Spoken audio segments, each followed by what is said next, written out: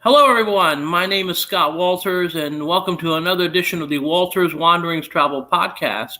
We'll introduce our guest in just a second, but I want to let you know that because our guest is a native of Jamaica and has forgotten more about the island than I ever remember, I'm going to let you in on my promotion, and that is simply this. If you book a 5-night stay or longer on the beautiful island of Jamaica, I will send you $50 off your trip, or a $50 gift card to your favorite establishment, or a $50 future travel credit. So you get to make your choice.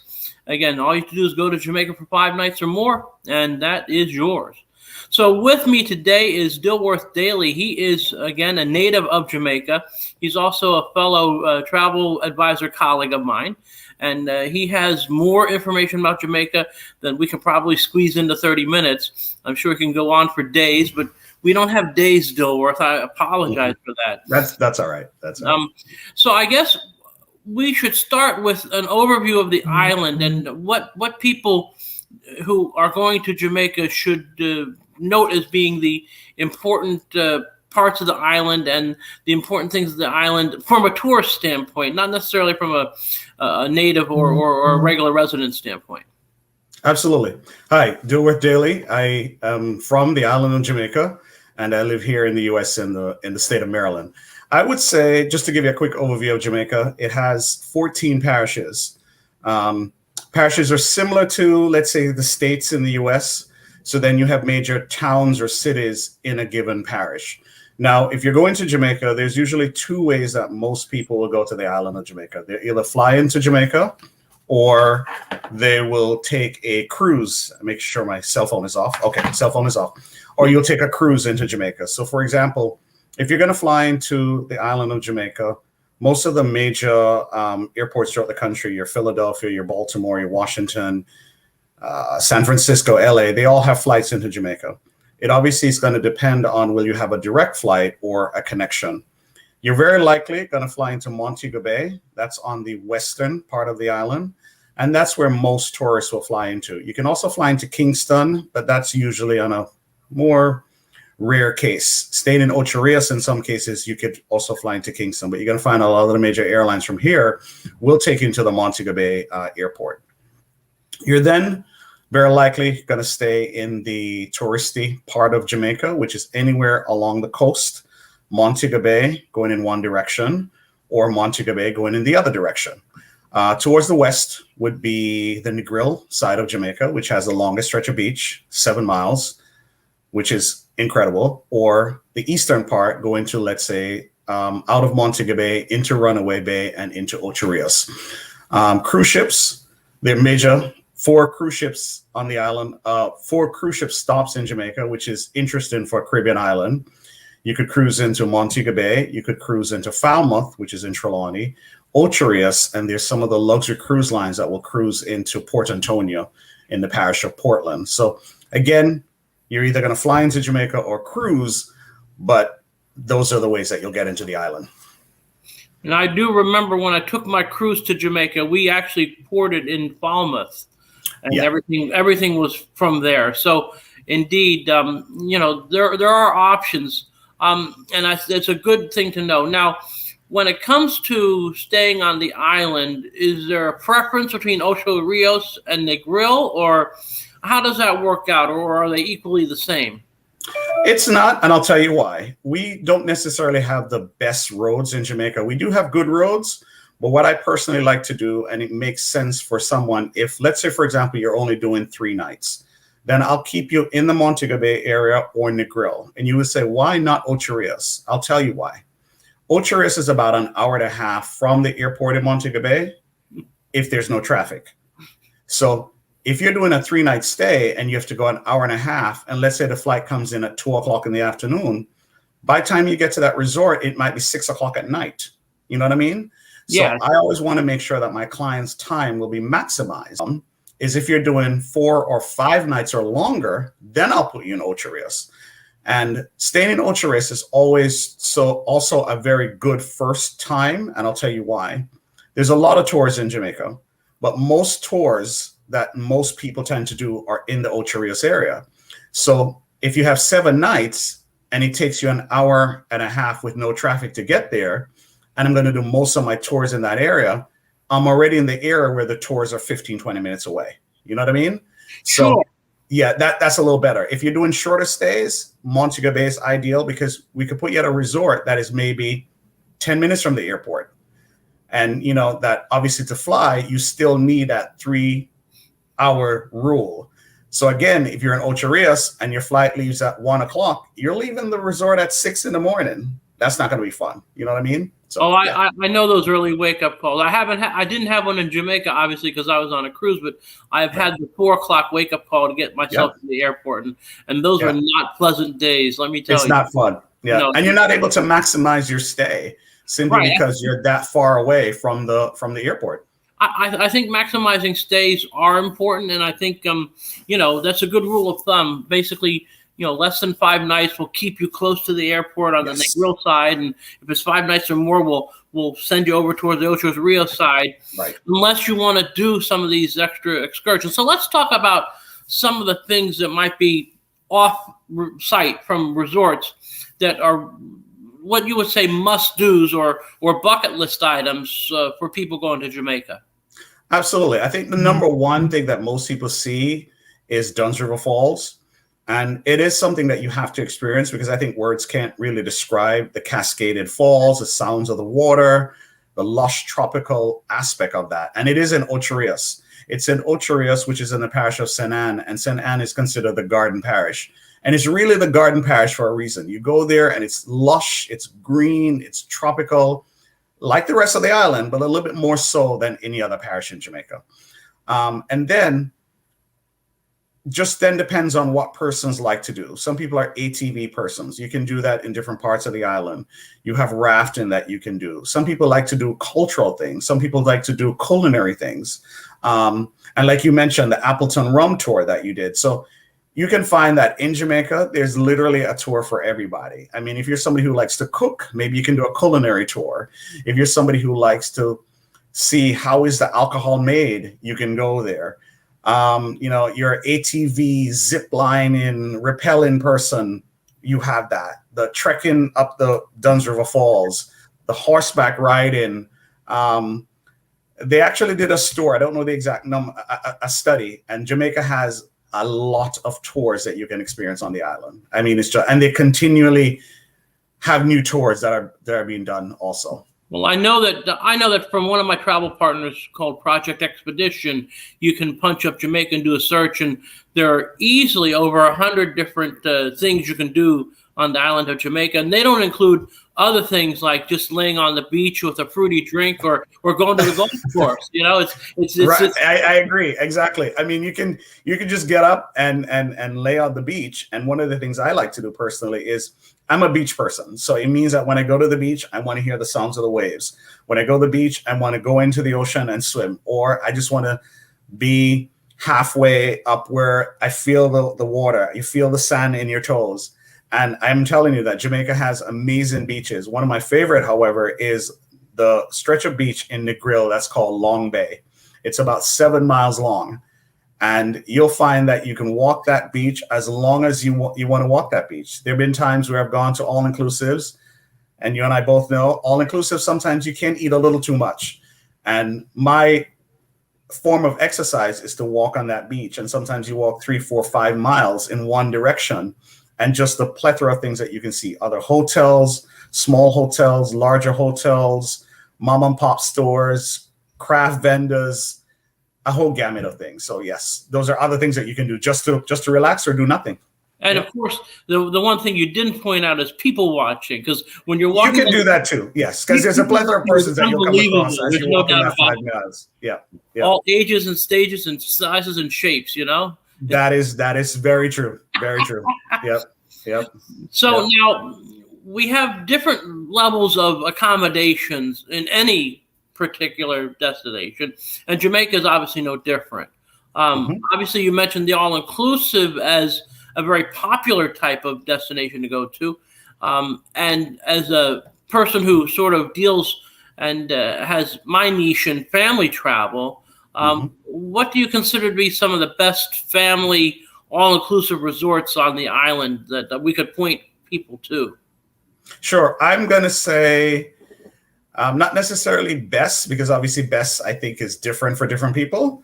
But I'll mention a few brands and obviously price point, and you'll help them with that. Price point will vary. But these are some of the typical family resorts that people would go. Anywhere from Moon Palace in Ocho Rios, that's in the Palace system. The Rio, there's a couple of Rio resorts in Jamaica. Beaches, which is part of the Sandals Corporation. Beaches is a family side. And then you also have more economical ones like a Holiday Inn.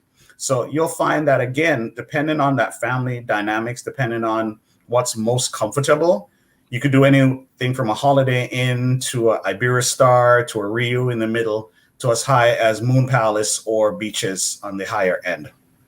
So those are all good choices. And I know that I have sent people to some of those resorts, and they've all come back happy. And that's always exactly. A good thing. Yeah. Now for couples, obviously, resorts can be a little different. There are a lot of adult-only resorts, which is good because you don't have the little rugrats around if that's not your style. Sure. And then for some people, it isn't. What might be some of the adult-only type resorts that you would recommend? Absolutely. I would start with any of the ones like Sandals. There's several in Jamaica. Actually, that's a brand that started on the island of Jamaica. They're completely couples oriented. The resort Couples, as in couples resorts. Secrets is adults only and not necessarily couples.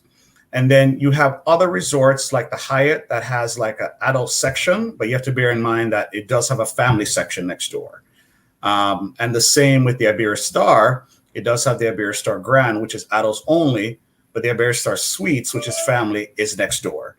So if somebody wants a brand that's completely adults/couples, then you want to do Couples, Sandals, and Secrets. But if you want something that's adults with a family resort next door, then you consider the brands like the Iberostar or the Hyatt Ziva Zalara combination. And sometimes, just to make a note, to piggyback on that, sometimes these adult-only resorts that are, adjacent to a family resort will actually have more activities and more dining options. And it might be important that even though you'll have limited, there'll be some children perhaps at dinner and all, it'll be more limited though than, if you were just at a regular family resort. So, and you still have the option to eat at the adult-only type accommodations they have there. So that's really important. Right. And as you mentioned, it gives people more dining options, because I think sometimes people want to know they have 5, 6, 7, 8, or 10 different options. So if they don't like something in this particular restaurant, okay, there's 4 other ones that we can choose from. Exactly. Yeah. It's an important consideration. Now, as far as an authentic Jamaican experience off resort, besides the Duns River Falls, would there be a tour or a place to go that they could get like a marketplace and an in-town vibe or something that would be more, shall we say, raw and less, sanitized than the resort experience? Sure. Yeah, the local town that might be associated with that area. So, for example, I'll go back to Negril. Negril is considered the casual capital or part of Jamaica. So, for example, if you look in something like a small town, mom and pop, you'll find it throughout the island, but I think it's probably easiest to find it in Negril based on the fact that Negril is so laid back. So the town is not very large. So if you go into a local store there, that's going to give you an authentic experience. To piggyback on that, sometimes obviously people also want to eat at non-all-inclusives, then Negril and the same. And my rule of thumb is to ask somebody at the hotel, where would you eat if you were not going to cook when you went home this afternoon? And if that Jamaican person says A and B, mom and pop down the road from that hotel, trust that person that the food is probably a little tastier than you might find in the resort. And it's going to give you that authentic Jamaican experience. And the same for the stores. If they said, where would you shop? Where would you go if you're going to go to the local supermarket? You wanted to pick up a few things. And they say where they would go, those are the places that would give you that authentic experience. Yeah, I understand that. It's sort of like when you're driving on some of the highways and byways and you see a local restaurant. If you see all local license plates, that's where I pull in and that's where I go eat, because if all the locals are there, it's probably a good deal. So I certainly understand that. Now, I agree. One of my passions is golf. And I know there are some very good golf resorts and good golf courses. I know Greg Norman has a design, I believe, at one of the Sandals resorts, and there are other great golfing options in Jamaica. Do you know any that would stand out in your mind? Actually, the fact that you mentioned, that's good. The Jamaica's has a lot of golf courses, and for example, if you're a golfer, the most ideal, well, let me not say the most ideal, but one of the likely places that you'd want to stay is in the Montego Bay area. Why? There's about 6 golf courses in the Montego Bay area. Some are associated with resorts, some are private that you'll have access to, but you'll find that, yes. And then there are some resorts like Sandals will include golf. So for example, the Sandals in Ocho Rios, Sandals has its own golf course. So that's included in the package. I know that the only thing you have to pay for is the caddy. That's mandatory, it seems, in the island of Jamaica. But yes, golf is huge. There's 6 in the Montego Bay area, and I think there are about maybe 8 or 10 or something like that on the island of Jamaica.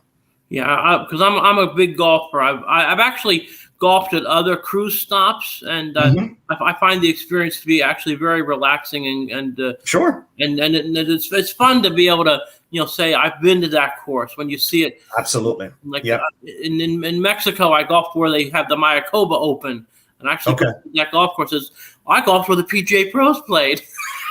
That's a great thing. Absolutely. I love that. Yeah. So, yeah, good. Yeah. So now, as far as places that are not all inclusive, what would you recommend for people who wanted that more authentic, less sanitized experience?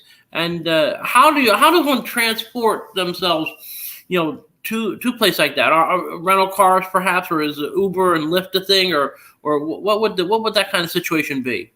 Not so much. I would go back to Negril again. Negril is about an hour from Montego Bay. So if somebody wants an authentic and not necessarily an all-inclusive, I would say start with the Negril area, because Negril has some quaint hotels anywhere from 3, 4, or even 5-star that are not necessarily all-inclusive, but they may include breakfast. So the fact that they include breakfast, that's good, because you're right on that 7 mile of beach anyway. And trust me, when you walk in on that beach, there's going to be somewhere that you can find for lunch, whether it's seafood, because again, you're on the coast.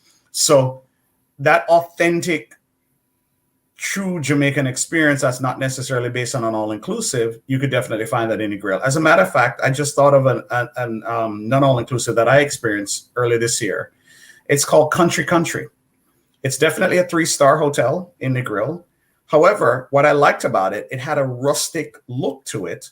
And even though it's a small hotel and my room wasn't necessarily on the beach, the fact that it's such a small hotel, my room is less than 2 minutes from the beach, or probably a minute and a half once I go through the door. And they offered what I considered an authentic Jamaican breakfast that was included in that price that I paid. I was there for 2 nights. And for me now, I say, this hole-in-the-wall, small 3-star hotels can work. And like I say, you can check it out. It's called Country Country. It's in the grill. And there are many like that. But I personally can say that I like Country Country in the grill. So now let's get this authentic Jamaican breakfast. Because I know everyone thinks of Jamaican food, and most people start and stop at like jerk chicken or beef patties. But we know that we understand that that's a fallacy and that's an oversimplification. Mm-hmm. So let's talk about this authentic Jamaican breakfast. What would be included in an authentic Jamaican breakfast? And let's go on to lunch and dinner. Sure. An authentic Jamaican breakfast is going to be what I consider something heavy. Why? Previously, not so much now. Back in the day, people would have very heavy breakfasts because they would skip lunch. And the breakfast would have to take them through several hours if they're working outside, in construction, on a farm. So authentic Jamaican breakfast is going to be something heavy, whether it's going to be whole fast. It could be brown stew chicken for breakfast, again, to hold you throughout the day. It could be dumplings. Dumplings are made with flour. Sometimes they're boiled, sometimes they're fried. It's going to be green bananas. It may be callaloo and codfish, or we commonly call it callaloo and saltfish, the same as codfish. So you're going to find that if you're having, let's say, brown stew chicken with dumplings, and then topped off with some mint tea that you break the bush and you put it in a pot and you boil, that's going to carry you for several hours. You know what I mean? So, yeah, those are the authentic breakfasts that you do have in Jamaica.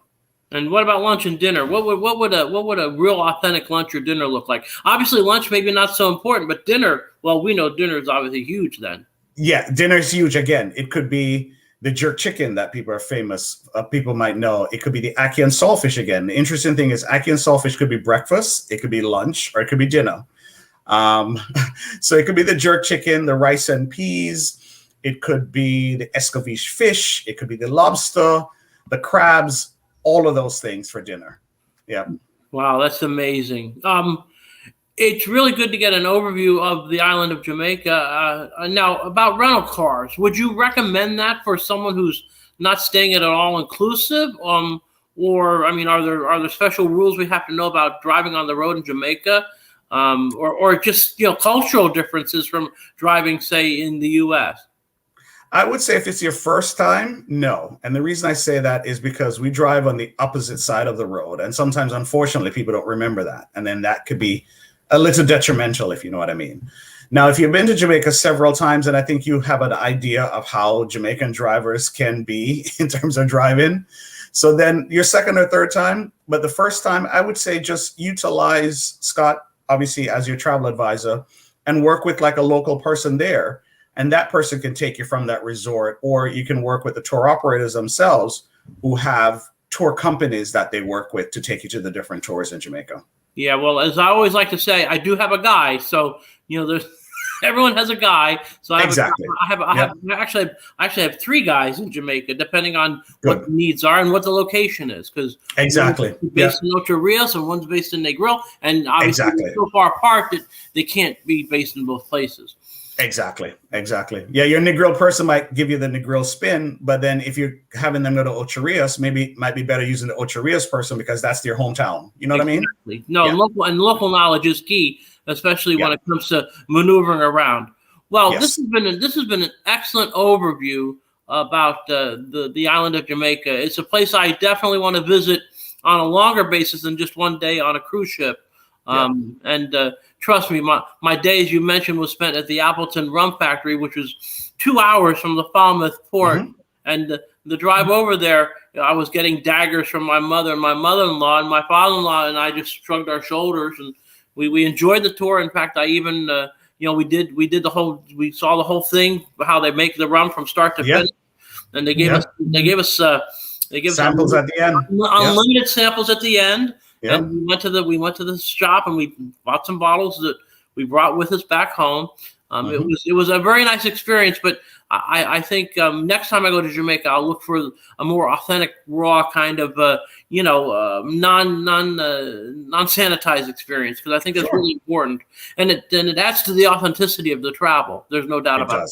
Yes, it does. So, Dilworth Daley, thank you so much for being with us. Hang on after I'm done, because I want to talk off the podcast. But I want to let everyone know that if you do go to Jamaica for 5 nights or more and book with Walters Wanderings Travel, I will give you $50 off, either from that trip, a future travel credit, or a gift card to your favorite establishment. So I really appreciate you. And again, travel in 2022 is booming, so you should plan ahead, and I'm sure Dilworth can attest to that very fact.